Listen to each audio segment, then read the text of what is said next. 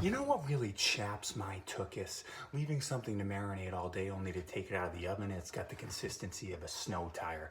Not anymore, my friends. Introducing the Meter Plus, the world's first truly wireless leave-in meat thermometer with a water-resistant stainless steel design. I mean, this thing is a thing of beauty. It is designed with internal and external temperature sensors to ensure the perfectly prepared meat for any meal. The charger includes a built-in Bluetooth repeater, allowing range to extend up to 165 feet. That's over half a football field, fellas. The companion app, available for iOS and Android, provides recommendations for meat preparation, tracks finish and resting time, and saves cook history. Don't be stubborn, grill masters. This is a necessity for amateur cooks. Go to meter.com, get yourself a meter. Perfect cook every time. Let's go. Bye. Okay. Three, two, one. Good morning and welcome to your Thursday edition of the Morning Jog. My name is Matt Cohan and I am joined today by Francis Ellis and Robbie Berger. Fellas, how are you?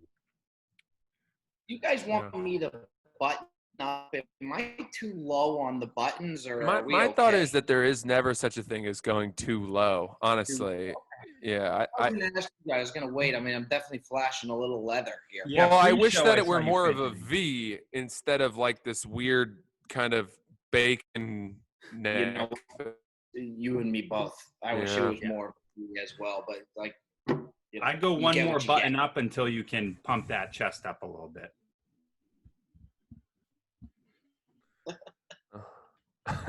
Sorry, I thought I went cold there. Guys, we're gonna start today's show off with something. I thought my internet connection went slow. It was just that I made a bad move. Buttons got you a little rattled there, Matty. No, dude. I Fucking think hot and buttons- bothered. You went a Robbie little Double cold B's there. burger over there. Yeah. All right, let's make this a little more uncomfortable by starting off with something I think we're all experts on. Parking lot masturbation, fellas. Video obtained by TMZ shows the February arrest of Blue Jays catcher Reese McGuire, who allegedly whacked it in his car outside a Dollar Tree in a strip mall in Florida near the team's spring training complex. During the arrest, McGuire told police he had been checking to, quote, make sure no one was looking, but realized what an idiot, what a dumb place to be when he saw an officer approach his white Mercedes SUV after law enforcement was called to the scene. In the video, a police officer could be heard asking, quote, if you're down at an apartment next to the stadium, why would you come to a parking lot just to masturbate? McGuire responded, quote, I don't know. I just decided to park. I realized that I made a mistake, having my pants down, doing what I was doing. I really am apologetic, and I know I shouldn't have been doing this. McGuire pleaded no contest and was fined $450 after initially being charged with exposure of sexual organs, a first-degree misdemeanor, which is punishable by up to 1 year in jail. Robbie, is there a conceivable circumstance where it's acceptable to tug it in a Dollar Tree parking lot? You know, I'm not gonna lie. I feel bad for the guy. I really do. It's my thing is like whoever walked by and saw this, it's not something you expect to see outside when you're going into your Dollar Tree. But would you really go the distance to call the cops? To me, it would definitely, if I'm walking by, it's going to startle me a little bit. But to go the distance to call the cops is like, come on. Not saying that I'm whacking it off in a parking lot every week, but I kind of feel bad. And then it's embarrassing enough. Then the cops show up. And that should be the punishment right there. The cops coming to show up to tell you that somebody called about you jerking off. But the cops doubled down. They arrest the guy. Now he's on TMZ. And I feel bad for the guy. I really, it was a stupid thing to do. But was this really necessary? Yeah. I would say that yes, it is, because if you don't do this, then people are gonna do this, and we can't have a world of parked cars where every time you walk by, you're worried you're going to see some guy painting his sunroof with himself. I'm sorry, but like we've all been driving before and had the urge, you know, whether we were hungover, it was a long car ride, boredom, whatever it was, You start thinking about something. You get a little excited. We've all had that urge. We've all been there. What separates bad society from good society is that most of us say, well, I'm 20 minutes from home. I just got to hold on. Or I'm 2 hours until I can deal with this. Or you stop at a gas station, you go in to the bathroom, you lock the door, and you deal with it. Okay? Though there's plenty of answers. Yeah. You don't do it in a parking lot. There are kids nearby. There are people walking by, families, Dollar Tree. This is the middle of the world, okay? You cannot do this. I'm sorry. I mean, at least there's a place to do it, though. Anything goes in or outside of a Dollar Tree. You know what I mean? Like, I would take the jerk off. Like, at least he did outside of the Dollar Tree, not like a Macy's or something like that. It's almost kind of as middle class as you could get. I mean, it's really not discriminating. It's not a school. It's not a country club. He's not saying a lot. Yeah, I can understand, Robbie. Yeah, it is a victimless crime, but Francis is 100% right on this. I think. You ever jerk off in your car, Maddie? No, I would be intercourse with another human. I don't know if I've ever jacked. Right. Dude, I was thinking about this. I haven't. I was thinking about this exact same thing because I wouldn't have been able to give that take if I had. I have never. That's probably why we had different takes, actually. the thing I'm thinking of, they should have came out and like had a statement that was like, I don't know. The only acceptable way is if he had like a serious girlfriend or a wife, and he had another side, like a groupie or a side piece that was hitting him up on the side, and he was right before her exit. And he was like, I got to pull in. I got to release all this temptation before I make an even worse decision. That is the only way that I could be like, okay, this guy is like me, kind of. Yeah, I could get on board with that, actually. Yeah. I mean, maybe. The problem is this guy, I mean, he's never going to live this down. No, never. You can't. Nicknames, opposing pitchers, it is going to be following him. It will never go away. He's done. Yeah. Dollar Tree, that's who he is. It's who he is. It'll be interesting to see if Dollar Tree should use this as a marketing push. Like, like deal so sexy you'll beat off in the parking lot or something. I don't know. Never miss an opportunity. Buy one aluminum foil, get one half off. All right, fellas. While we're on the topic of dirty dogs, the UConn Huskies football team announced Wednesday that they are the first just thinking about he was in a white Mercedes too, so it's like he's like elevated. So this person who walked by would have to be like, I don't know. It's just all of it seems weird. The Huskies football team announced Wednesday that they are the first major college football team opting out of the upcoming fall season due to coronavirus. A statement from the university's athletic director of athletics, David Benedict, read, after receiving guidance from state and public health officials and consulting with football student athletes, we've decided not to compete on the gridiron this season. The safety challenges created by COVID place our football student athletes at unacceptable level of risk. The necessary measures needed to mitigate risk of football student athletes contracting the coronavirus are not conducive to delivering an optimal experience for our team. Ultimately, the student athletes would rather preserve their year of eligibility with an eye to competing under a more typical circumstance during the 2021 season. Francis, is this just the first domino of many to fall? Look, I've been to UConn. I think it's in a town called Storrs, Connecticut. It is in the middle of nowhere, okay? I'm talking back roads for a couple of hours coming in there. And if they think they need to cancel their football season, I don't know how anybody is going to justify it. Because, I mean, these guys were they're in a tree house. It's a college buried underground. It's where you would go to avoid coronavirus.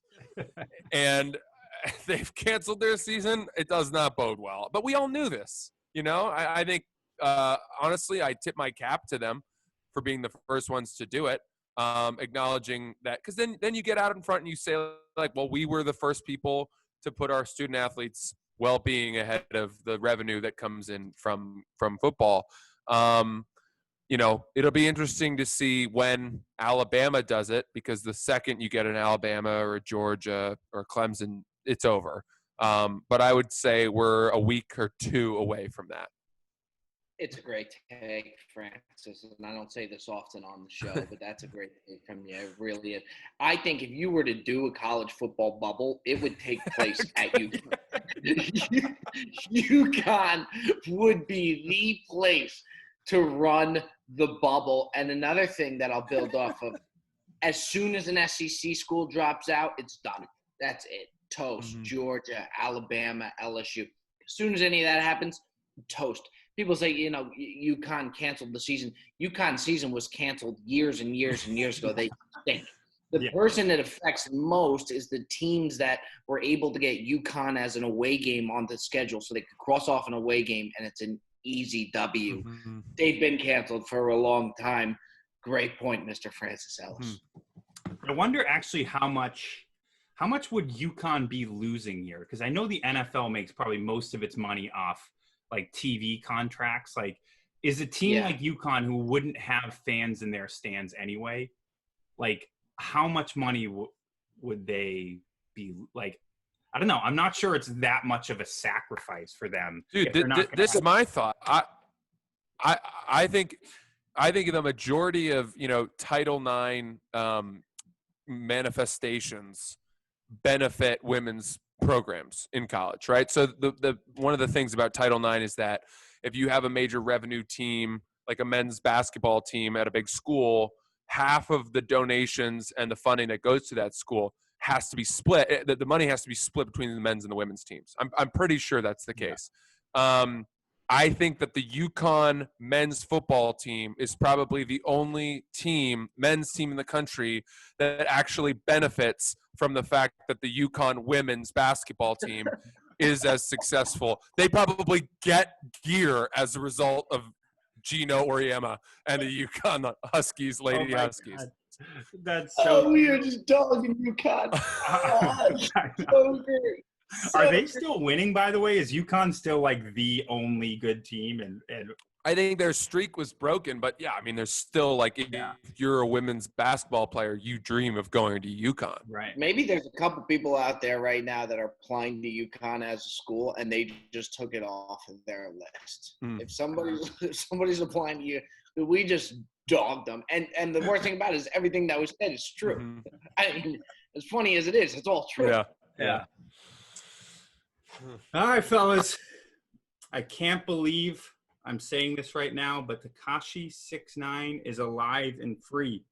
The world's preeminent snitch was released from house arrest this weekend, thus completing his 24-month prison sentence, and he let the world know it. The 24-year-old rapper confidently gallivanted around his old Bushwick neighborhood while hosting an Instagram Live, took selfies with fans, ate ice cream in Manhattan, and even found his way to the Garden State Plaza Mall for some casual shopping.